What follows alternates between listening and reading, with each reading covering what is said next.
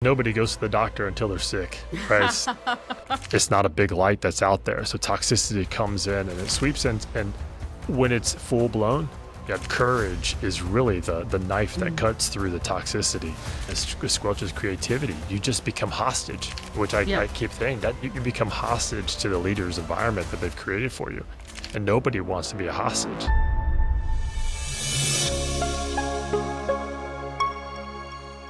Hello everyone, this is Karol Figueroa with Coffee and Coaching, and today I have a very special guest to talk about a very important topic that it is for me. As you all know, our coffee and coaching sessions are all about a genuine conversation that you can get to scoop in, you can get to listen in, and all of this was born out of the best conversations I've had are with coaches when we're having coffee and just chatting up. And every time I have one, I'm like, I wish someone was listening to this right now. And that is just the explanation of what happened on my first meeting with Shannon when we were just chatting it up, and he was talking to me about your background. So Shannon, do you want to introduce yourself to everyone listening in? Yeah, sure. Shannon Hogan. Background is I always start out with my family. So I have a wonderful wife. I have 6 beautiful children. So it keeps me busy. Been involved with higher education for many, many years, as well as training and development and multiple different jobs. And I do consulting work also done some with Chick-fil-A, still do with Chick-fil-A as an executive coach for one of the local firms here, as well as career coaching with a specific company called Next Job. So Very done nice. both of those elements and worked with some very interesting and intriguing executives and individuals over the years. Nice. So we're going to be asking this question to everybody that joins because I think it's very important. And we have a lot of people that are considering coaching as a career. And I always tell them, like, there's a coach for everything. And I'm just realizing that literally I've been developing, which is crazy to say, developing fear of the heights a little bit when I'm traveling on the airplane. I've been traveling my entire life everywhere around the world I have traveled so much, and this year it just hit me. So I was like, I wonder if there's a coach for fear of heights. And there actually is that retired pilots that are like, hey, I want to tell you how to, helps with anxiety because they tell you how the airplane works. And I'm like, this is genius. So can you tell me a little bit about how did you get into coaching? What sparked your interest in the coaching area? For me specifically was when I was living in Florida, but some of the aspects was education. When I went into my master's program, I really got involved with doing some consulting. They would have us write papers about companies and engage with executives and individuals in the organizations. And so I really became intrigued in that dynamic. Also, I just love people.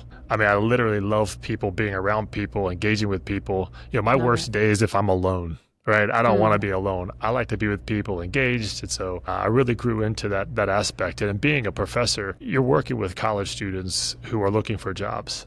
And so you're coaching them through the process of life, and so you really have to engage them and listen to their ups and downs, their woes, and their excitements. And building them is one of the things I got into quite often. You have a lot of advisees, you get to know the students. And so that really helped. And then I had some friends who kind of began asking me questions. And I said, well, yeah, let me see if I can assist you and help you. And so I started working with some nonprofit organizations back in Florida and then moved into some for-profit organizations here. I love that. Yeah, I'm gonna want something that after having a couple of these sessions, I'm like, I want to really dig into what got us into coaching. And the one thing that I've seen so far in common with those that I've asked is like people, my love for people. For me, I translated into my belief in people and their ability to reach their highest potential and not giving up on that. Because I know sometimes times get hard and, we want to give up on things and we shouldn't, right? And especially on people. So I love that, Shannon. So let's talk about the topic that you and I have talked about over coffee, which is like the reason everyone is here. And I think at some point in our careers, we all have experienced this, which is working in a toxic culture. And I'm actually currently in the process of writing a book. And one of the chapters, I become very vulnerable and talk about how it affected me to work in a toxic work environment. But I wanted to share this, not because you're in one right now, right? Like there's like a lot of places where we are, like I've met places that are not toxic. They exist. I always tell people that, especially those that are in that situation. I'm like, there are actually non-toxic work environments out there. I've experienced them. They're real, and it's really cool to come to work to. I feel, especially today with the highest rates of burnout ever, even higher than COVID, that a lot of people are experiencing, you know, they're either realizing right now that they're in a toxic work environment, or they always have been, or that, oh my God, I just end up in a toxic situation. So yeah, what what is your experience in terms of toxic work environments? How many times when you're coaching you have experienced that people are living through those? And what has been your take as a coach when you're experiencing those toxic work environments? Yeah, it's typically nobody goes to the doctor until they're sick, right? So the reality I'm is taking that so much. Yes. right. So typically nobody's going to call a coach in until they find that they see there's something wrong, and then they want you to fix it. Right? Oh They want my you to give God. them. They want you to give them the pill that fixes everything. But Yes. the unfortunate thing is toxicity isn't toxicity is not a huge sign that's out there saying I'm toxic, we're toxic, we're toxic. It is a very subtle element that begins to creep in, just like any kind of form of ailment that we might face. It creeps in slowly. You might get a tickle in your throat. You're like, okay, I'm feeling a little sick. Okay, well, okay, I'm okay.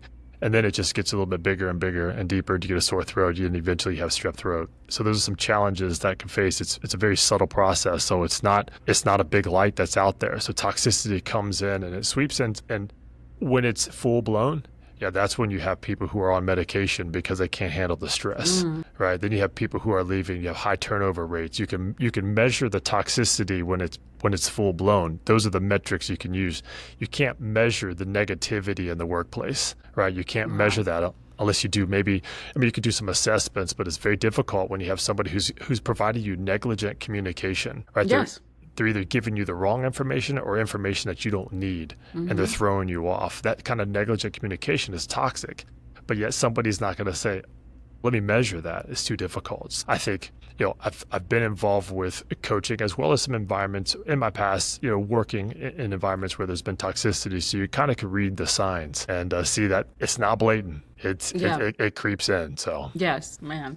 This is one of those comments where I'm like, man, this episode can go for 3 hours and I won't get tired of talking about it, because just what you said, that insight of nobody calls the doctor till they're sick, and you might have been sick for longer than you realize, but it's not until the symptoms are full blown that you actually say, hey, I need someone to come help me fix this.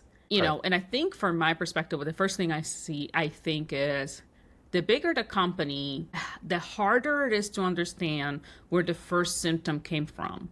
Or I'm trying to use now like science analogy. Is it that we let a virus in and there's a little virus in one side of the organization? Or is this sickness coming from all the bad habits, right? I'm thinking about me in my health journey today. I woke up at 4 a.m. to work out.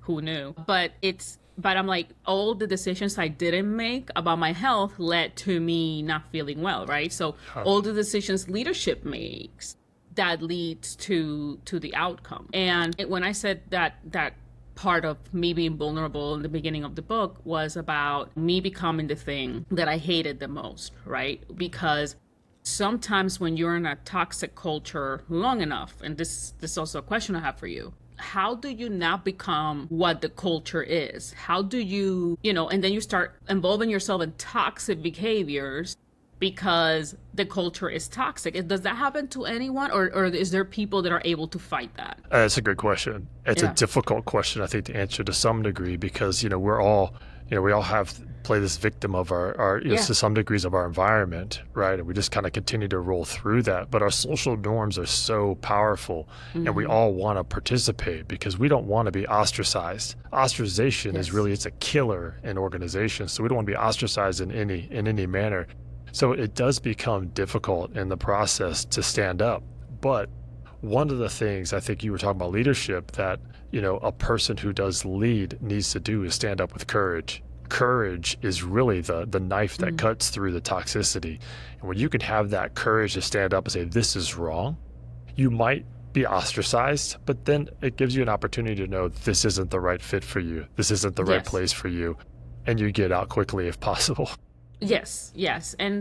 And I think that also, because we teach this all the time, and for some of the leaders that we coach, they're very strong-minded and they will speak up. Some have become fearful of speaking up, but I do say it's all about the how and the when. And with time, I have had to kind of like learn, is me in this meeting with 700 people the place to bring it up? Or, like probably not. And when is the right time and to whom? And I want to talk a little bit more about, in that particular scenario, right? So how in your mind do you know is you or is it the culture?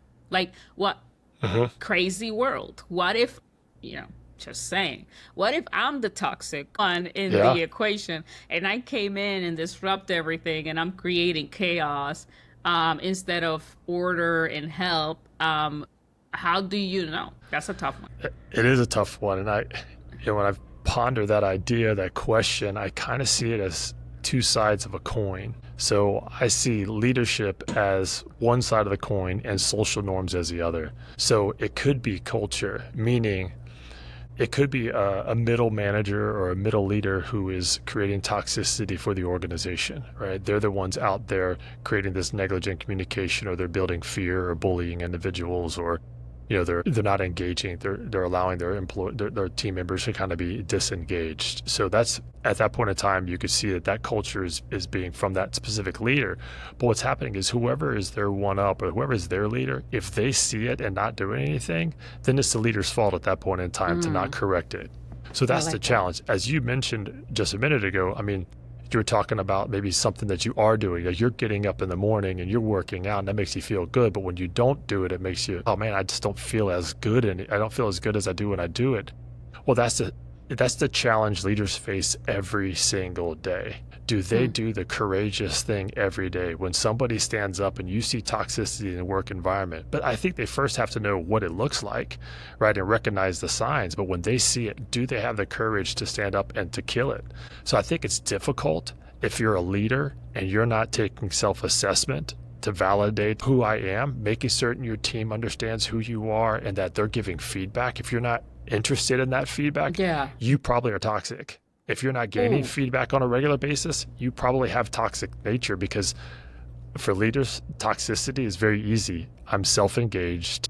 I'm self-serving. It's all about me, and I don't want to hear their comments or their complaints, because then I might have to change. Oh my God! I'm like, you just took me back.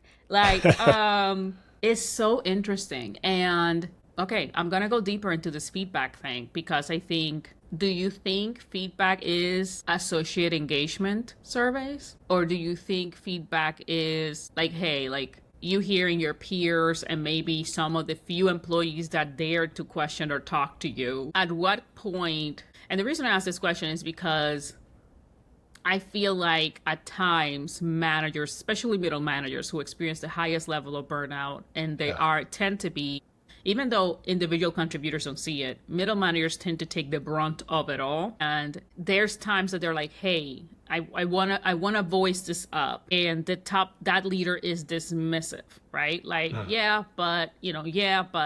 And sometimes what they do instead is focus on that associate survey score and getting their associate survey score points up instead of listening to what your directs are actually telling you. Yeah.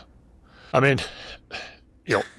feedback is tough, because, and I'll give you an example. As chair of the business program at a university, I requested feedback on myself as the leader of this group of individuals. I did a survey. No other chair, from what I know of after talking with the dean, has done that. So I requested it. I said, I want feedback on my leadership. I want to know if there's anything crazy going on or anything toxic. Let me see what's happening. And I'm thinking to myself, there's nothing bad. I'm a good leader. I teach. Freaking perfect. That's right. I teach leadership. It's all good. Kids, and I coach them all the time. It's awesome. So I get the results back, and there was a couple that hit me pretty hard, and I was like, whoa, wait a minute.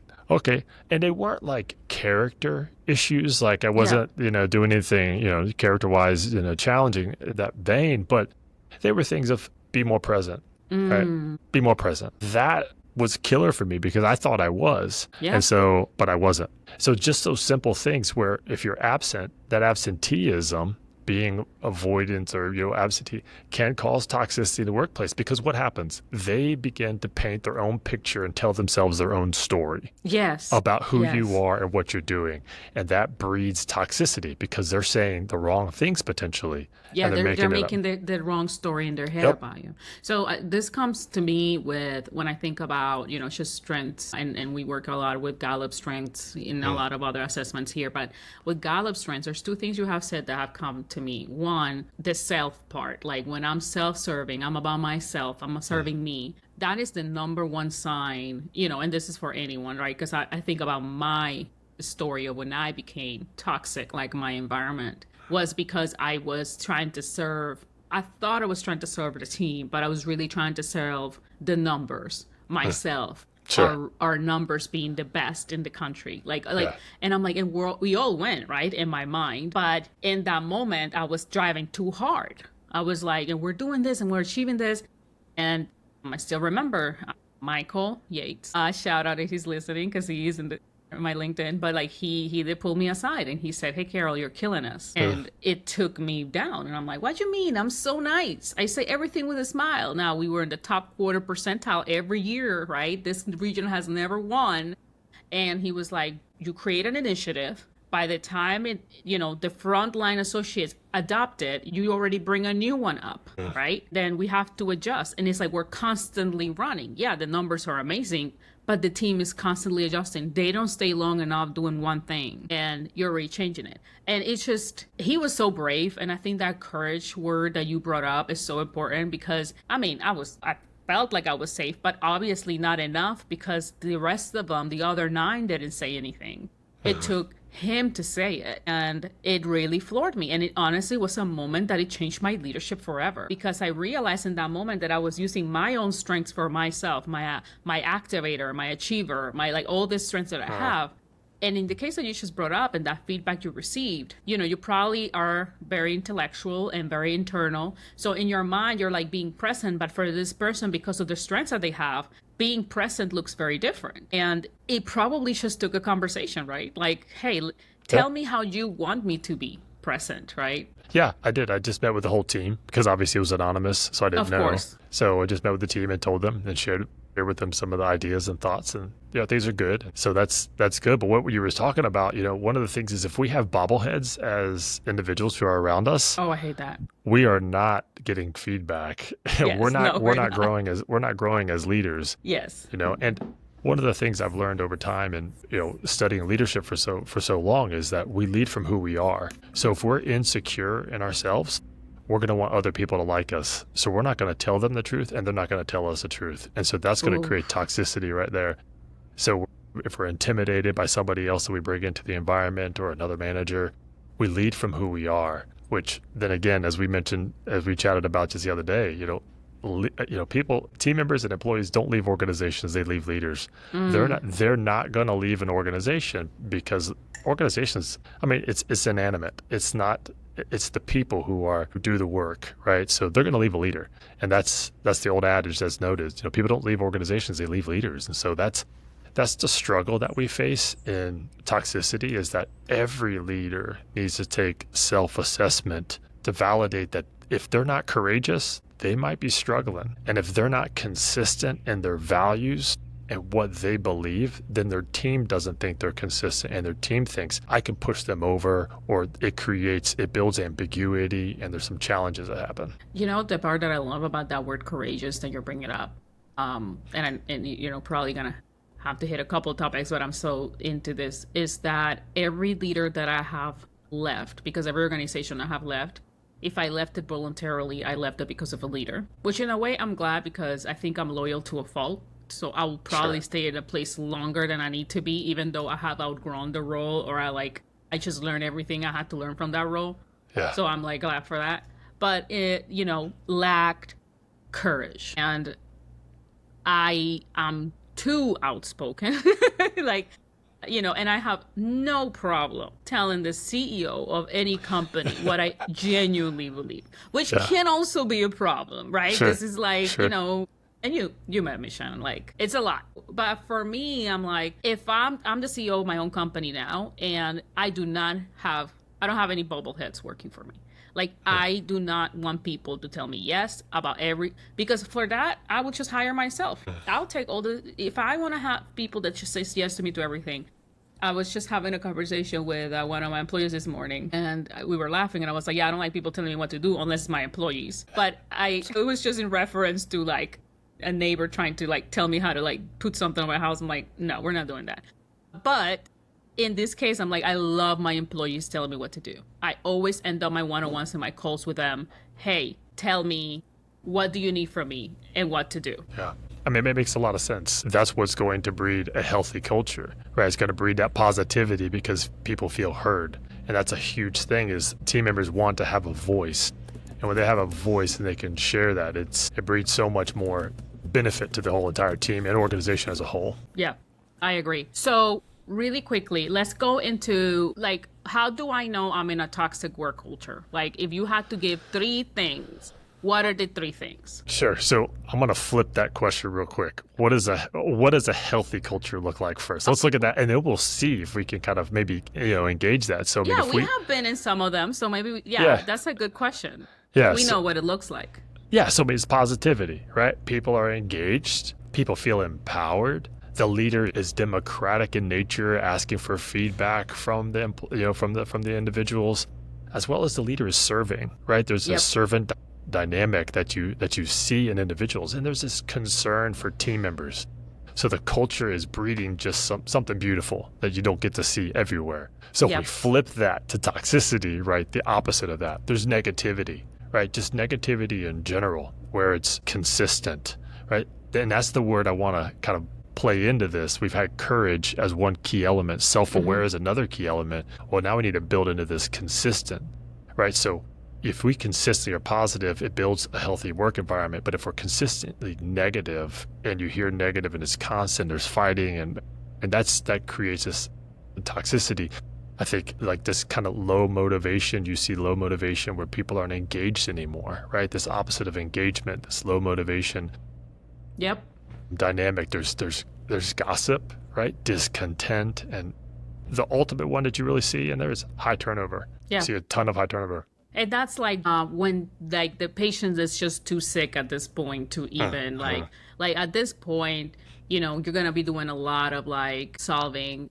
I think when I also think about a healthy work environment, I think for me, you could have a really amazing organization. If your manager's toxic, if your manager is a toxic one, like it's a really hard one. And the best way to know about it, I still remember, I think all leaders need to have skip level interviews, right? So if you are a manager or managers, you need to have skip level interviews. You get a sense of what's happening.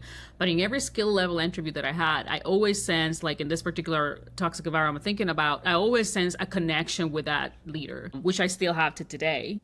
And I felt complete disconnect with my manager on the messages that were being shared from above and my manager. And the things that person valued were different than the things that I valued. So, but, I think, again, one of the most toxic things a person can do, and now we're going to individual, to me, is work in an environment of fear. And to be and that thing to me, when I think about courage, I think fear might be the opposite of that. Like a fearful, insecure, to your point, person that is constantly wondering if someone's gonna get fired, it's gonna be me. And if someone's like, and continuously move like that. And what happens with those leaders is that they tend to not want to see you grow. Not want to see you get promoted. And if it doesn't reflect on me, then you should not be winning on your own, kind of thing. Does that make sense? Yeah, I would agree with that. I was consulting with one specific company, and in the process of consulting with this organization, it was noted by middle level managers that they feared if they were going to be around the next year. I have my job next year, because it was a typical kind of rotation of firing of one middle level manager, and not a huge organization by any stretch of imagination. And so they kept telling me that there was this, I'm just afraid, am I going to be the next one? So it's like the next one. So what that does is it squelches innovation, it squelches creativity. You just become hostage, which I keep saying, that you become hostage to the leader's environment that they've created for you. And nobody wants to be a hostage. No Nobody one wants wants to be to in that be environment, hostage. right? Nobody wants to have that. So it's Yeah. like there's no flexibility, no freedom to think and act and do on your own. And that fear does That's drive the it. fear for the organization right there. Because Yeah. when people are paralyzed, there's no creativity. If people are afraid, creativity will not flourish. People will not be able to create their own things. They won't be able to create innovation. You can't innovate in an environment. And in an environment where all they foster is fear and Mm, intimidation, or someone's leading with fear. I personally refuse to work with a leader that leads with fear. mm. And it's something, and gratefully I don't have to worry about that anymore, but like it's something that I have had a problem with because when I operate from a place of fear, I'm not the worst version of myself. So especially because we know, limbic system, rational side of your brain, right? Your rational side of your brain, if you're constantly in fear, is shut down. So you're constantly operating from a place of only emotions. And Yeah. how someone can operate with that. What if someone just looks at the list that you provided, which I think is amazing? We're gonna have to create a document on this because it's so impactful. If someone is experiencing that, what will be your recommendation? If it's a team member, I would just ask them questions specifically about their emotional state, right? I've chatted with other leaders before and they're like, well, some of my team members are now on medication because of the stress. Well, that right there is a problem. So I would kind of ask for just where are they at this point in time? How are they feeling? What's their emotional state? And just kind of gather that feedback just to kind of hear where they're at. And then based upon that to see if what they say, well, I'm on medication, I'm on this, say, well, you know what?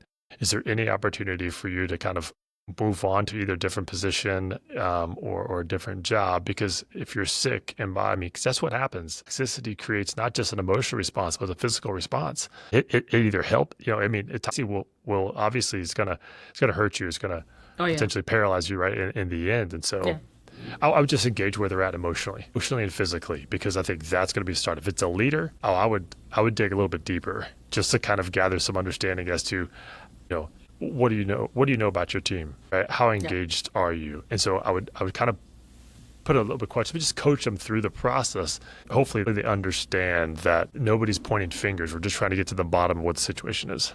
Yeah, I will definitely, I think, checking in with them and just verifying that are you okay? Are you good? We had a guest in our podcast earlier in the year, Vilma Uzmaid, which is just amazing, and she brought up the physical reactions of being in a toxic work culture and when it's time to leave. Yeah. And she talked about, I mean, for a lot of people, it shows up in gaining weight or losing weight Sure. exponentially. I've had people that actually had, mild heart attacks. I've had people that have gone, like, there's so many things. Like, when one side of your life is not right, the other ones also don't show up the way we want them to. So I think that those are very clear signs. For me in the past, it has shown up as like tremendous gain weight. Like I just eat my emotions and, we work in a remote work environment. So I'm going to eat the entire fridge and DoorDash from my desk. Yeah. But I think like a lot of people probably experiencing it differently. Yeah. So what is some of those unique things that you have seen as a coach that let you know immediately there is a toxic culture? And when do you feel like it's like one person driven versus no, the entire organization is now infected? And this is for our HR teams listening out here. Yeah, I think one of the questions I like to ask on every assessment I do. So when I go into an organization and they've claimed, hey, there's some toxicity or some challenges going on, I like to ask the question about trust. So I gather information about do they trust their leaders? Do they trust their teammates? Their peers? They trust individuals around them, their organization as a whole. When you see that there's a low level of trust within the organization, automatically there's toxicity. Something has happened to breach their psychological contract, and no longer are they there for the team or the organization. They're there for themselves. They're there to protect themselves. And that's one of the reasons why performance goes down, is because I'm not there, right? Fight or flight, right? Either you're going to fight harder for what you want, but you're fighting the different battle. You're not performing. You're fighting a battle to protect yourself, or you're flying, right? You're running. So you're not doing as much as you possibly could. So there's a challenge that comes into that process. So in those organizations, I definitely try to hit the trust element, because I think Trust. I love to use this metaphor, and I use it in a lot of my classes. I've used it a lot when I've spoken. But trust is like an egg. It's like a raw egg. If you have a raw egg, trust is actually an exchange. I exchange my raw egg, so to speak, with Karol, that I'm going to trust her with what I'm giving to her. And so I give it to you. Now you have the right to do whatever you want with this fragile, raw egg. If you protect it and you keep it safe, maybe you put it in a place where it's not going to be broken, that's great. But if you start tossing it up in the air, trying to do some drills with it, all of a sudden you drop it. Try to put that egg back together. You will always, it doesn't matter if you have the best shop vac or not. You can try to suck up all that stuff and put it together. You will always have cracks. There will always be cracks resident there. So you will see those. And so that influences the dynamic. So when I go into an organization, number one things I hit is on a scale of 1 to 10, where's your trust level? Oh my God. On the scale of 1 to 10, what's your trust level? And is it trust level on the organization? All three. Yep. Leader and team members. Leader, team members, and organization. Where's your trust level on the scale of 1 to 10? Ooh, that's powerful. That's powerful. It's funny because we have had clients that is like if they tell me the first thing is trust, there's a trust issue. The first thing that I ask is what happened? Like, where did it broke, right? Sure. And it's like, they're no longer here. That's the first thing that's the first thing they say. Oh, he's no longer with us. Right. And I'm like, okay, he's still here, like a ghost. In every wall. Everywhere in this organization, he still lives here. And until you addressed how you allowed it to get that bad with that one person, and how can you trust again in the fact that your organization brought in this toxic person that led us to being here and did nothing about it. I also warn executives especially that are very nice people, very nice demeanor, want to be the nice guy, typically high harmony. Like, I want everybody to get along and they love me. I want them to love me, right? I warn them on, be careful that you're not hiring a really tough person to do the tough calls and tough jobs for you. And it ends up damaging the entire culture because like you have one tough leader that, he's going to handle because that's a tough team to lead. Let me hire someone that is tough like them, and like you end up creating a really very non-listening, not self-absorbing because you're afraid of being the bad guy. So it's like you're gonna hire the bad cop because you like being the good cop. I have seen that happen several times. I don't know if you have experienced that yourself. Yes, but I'll give you a little story. I played soccer, so I'm about 6'4". With shoes on, 6'5", right? I give myself a little bit. Shoes on. Right.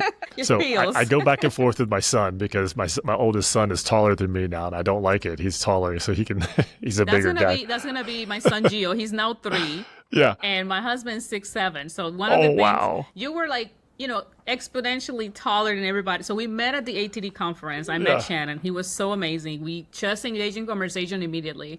And I'm like, where are you from? I'm like, and I typically, because we just came, our last event was in Portugal. So I'm used to seeing very tall Europeans, but not like, I'm like, are you European? You're like, no, I'm from Tennessee. I'm like, oh, okay, sorry about that. But my husband's 6'7". So I think Gio, when he grows up, is going to be even taller. And I don't know how he's going to deal with it because when you're like over 6'2", you're not used to people being taller. Yeah, it's so true. That's so true. How tall is your son? He's 6'5". He's taller than me. He's about an inch taller than me. How old is he now?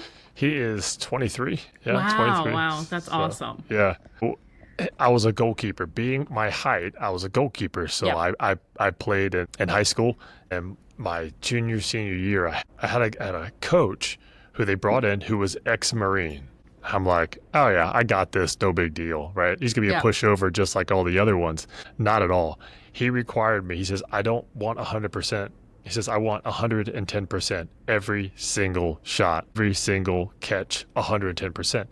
So I've used that in my life to give 110% at everything I do. And it's when you look at those coaches and those individuals you've had in your life, it's the tough ones, the ones that weren't toxic to you, but they let you see what you were actually made of. And they helped you see what you were made of. They pushed you to a degree where, a little bit more. And so when you were talking about, organizations where you have soft leaders, I would say I'm not a tough leader. I would say that that's a struggle for me. But your team will be like, he pushed me. Yeah, my goal is I want them to be better. I want my kids, I tell my kids all the time, listen, failure is just a stepping stone to your success. And I want to be one of those stones you can step on to get higher than me and to be better than me. I want to be that. So you have opportunities to fail at home. Fail when you need to, fail often. It's just a stepping stone to something greater. And so it's okay to have failures. But if you're in an organization where the manager just doesn't push you any further than where you're at, yeah, it's tough. You want those individuals who are going to push you a little bit harder, because I know anybody who's an athlete, the coaches who push you the hardest are the coaches you remember. I just absolutely love that. And I'm thinking about myself when you say that. I'm like, I think for me and my perspective, I had one of my employees, he was a Marine, and he always complimented me that you're one of the best leaders I had after the military. And to me, that's like one of the biggest compliments anybody have given me, because I mean, you're willing to die in the line for the people around you, right? Like this is like the jobs that you have. But I do think for me, post that situation I told you about earlier in my career, where I was pushing the team, like I was like, every week, what I realized is I wasn't pushing them based on who they were and their strengths and their talents. So and now with my employees, I have one that she's always like, hey, when I make a mistake, you don't beat me up for it. And I'm like, I know you're going to beat yourself up harder than I could ever. Like, I want you to tell me what you learned. To me, you making a mistake, and I'm like, just like, hey, I made a mistake, this went wrong. I'm like, cool. What did you learn? To me, that conversation is more powerful than me. What do I gain by, saying, well, let me tell you everything that is wrong about everything that you did. Like I'm lecturing you at that point. You're not telling me what your lesson was, and you're going to repeat it. But if you have the courage to come to me and saying, hey, I made a mistake, to me, we're on the right track. Now, I probably already knew you made a mistake, and I'm waiting for you. Sure. To just admit it. Exactly. I'm like, I know you did. I'm trying to figure out how long it's going to take for you to let me know, something went all right. But typically, in that particular case, there's no problem with that. Okay, so we have comments, and I could talk to you, Shannon, forever. So we have a couple of comments and sessions. So it's awesome. Angelique says, feedback is so often attached to negative conversation. I wonder if it is because leaders just haven't been properly equipped or educated on how to give and receive feedback. What are your thoughts on that? Yeah, definitely. It's definitely a coaching opportunity. And when you're in coaching, feedback is key, right? Well, listening is key. You got to listen, 8%. But feedback, right? Asking, hey, do you mind if I give you feedback based upon what you stated? Asking those questions to them, giving feedback in a positive sense. We do performance reviews. Right? We do performance reviews. If it's all negative, oh my goodness, it's just going to demoralize the individual. It's going to demoralize the individual. It has to be positive. And I would say it's 110%. Leaders are not taught how to do this. And there's so many organizations, Karol, that are just putting people in place or leadership because of their performance, not because of their trustworthiness. Right. I mean, Simon Sinek actually does that. He has this chart where he talks about, he mentions that about you want to have trustworthiness in an employee, right? If you have somebody who is high performer but low trust, I don't want them.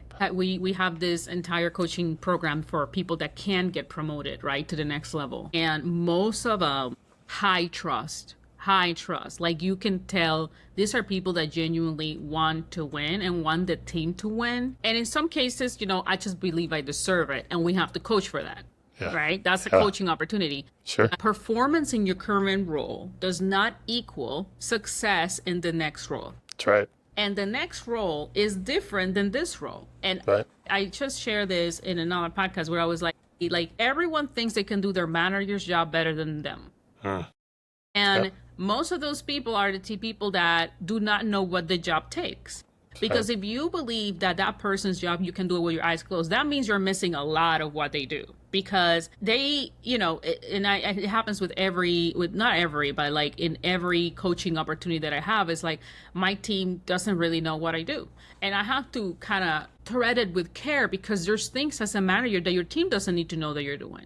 They do need to know that you're fighting certain battles, that they do need to know, but there's things that the organization asks for you to keep it privately, and projects that are still not able to be released to everyone that you're responsible for and you have to work on. But everybody always thinks that, do you want to win in those particular cases that want to get promoted because you deserve it? It's all about you. It's not about the team.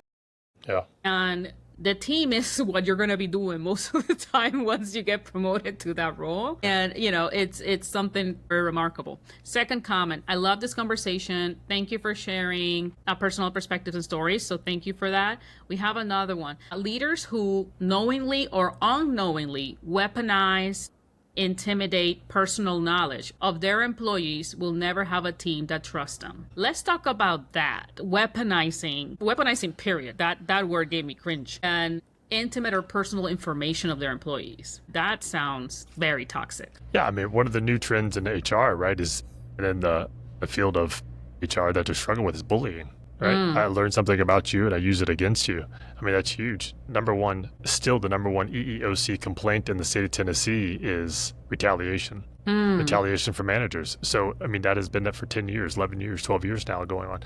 It's still top in there. So, it's easy for leaders to allow power to be the leading factor in their life instead of service. We're not there to overpower or to put our thumb on anybody. That's why people shouldn't be leaders. That's why some people shouldn't be leaders.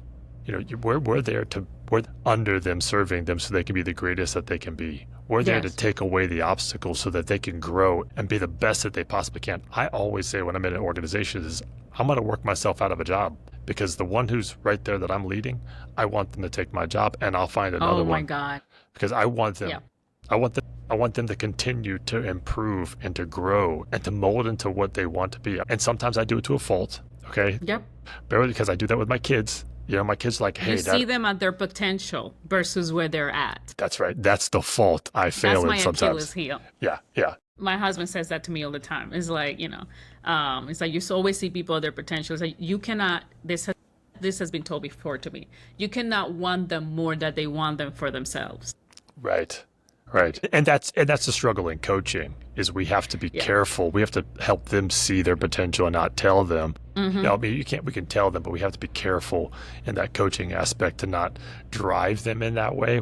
They have to figure it out so they want to, set up action plans and move forward. Yes, absolutely. Well, let me see if we have any more comments. I think we had those, but I mean, Shannon, I can talk to you forever. We're probably going to do another one of these. Like, I just feel it. You have so much insight. You're so aware and self-aware, and you represent a lot of what I know our clients look for in terms of, hey, I need someone that can be honest, that can see through everything.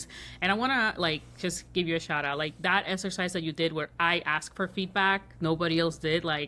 That is great leadership. And sometimes people think that to be a leader, they need to have a title that is reflecting of that. You have a title that reflects that. There's certain behaviors that are leadership worthy, whether you have a team or not. And I want to encourage leaders out there, be courageous, speak up, know when and how to speak up, obviously. But if you are in a toxic work environment, you do not have to take it. And I know that the job market is tough, and I know that there's a lot of different things happening out there. It will harm you more to stay in that toxic work environment longer than you have to, physically, to your family, yourself. And there's no benefits that is going to save you from having a long-term illness, because it's definitely not worth. Shannon, thank you so much for having coffee with me, having this conversation. I am so glad that we did this, and I'm excited for the next one. If anyone has any questions, we're going to put Shannon's information in the comments section here. He is an amazing coach and an amazing individual. And if you have any questions, suggestions, or would like to reach out to him, please do so. We will have the information in the comments. Thank you. Have a great day. Karol. Thank you, Shannon. Bye.